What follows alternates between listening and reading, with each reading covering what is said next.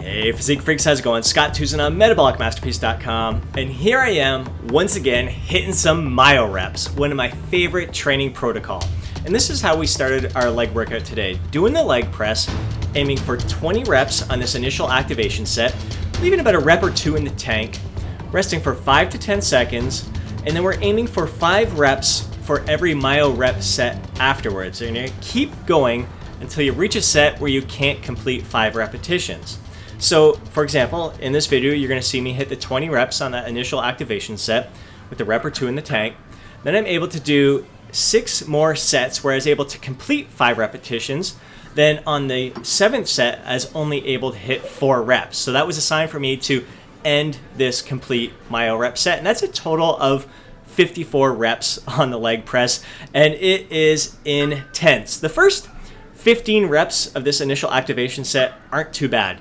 The last 5 reps, the burn starts to kick in and all your muscle fibers are starting to really get activated there. And then every single rep afterwards, from the moment you unrack this weight and lower the weight down there, immediately the burn kicks in. You feel that tension in the thighs and all those muscle fibers in your quads are engaged, activated.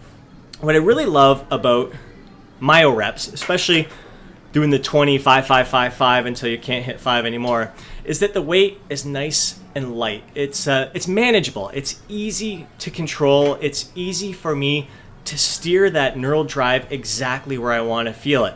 And for me, the leg press has become one of my favorite quad builders because I can really steer that neural drive. I can really focus on kind of placing that emphasis, steering that tension towards the lower aspect of my quads, the teardrop area, and even the lower aspect of the vastus lateralis.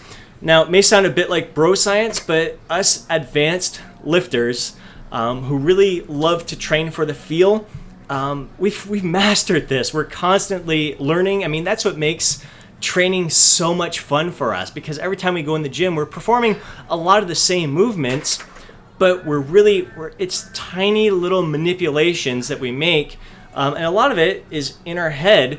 How we're able to steer that neural drive to feel exercises a little different than we did the last time. We get very playful with our movements. So some of the ways that I'm able to kind of steer that neural drive towards the lower aspect of my quads, first of all, is nice, slow, controlled movements, as I'm doing here. I'm not locking out at the top. I keep a slight bend in my knees. I'm also not coming too far down. I find when I get too low in this movement and my pelvis begins to tilt, a lot of the tension ends up going towards the hip area, my upper thighs. And I don't want that right now. I find my upper thighs have developed enough over time. I mean, I'm still trying to build them up, but they've created a lagging area in the lower aspect of my thighs, which haven't been experiencing the same kind of tension as my upper thighs have been. So again, not coming too low, not locking out, and just nice, slow, controlled movement. Foot position also plays a role in this. My feet are a little lower on the platform. They're actually at the very bottom, and they're only about 6 inches apart. The other thing you'll notice is that when I initially unrack the weight, I hold it up there for a brief second, and I keep my knees in a slightly bent position. Because when I initially unrack that weight, I can feel the load in my hips, my lower back area. So then I just kind of hold it up there for a sec, make sure it's on my quads, and then lower the weight. Myo-Reps, if you haven't done it already, you've got to include it in your training protocol. It's freaking awesome.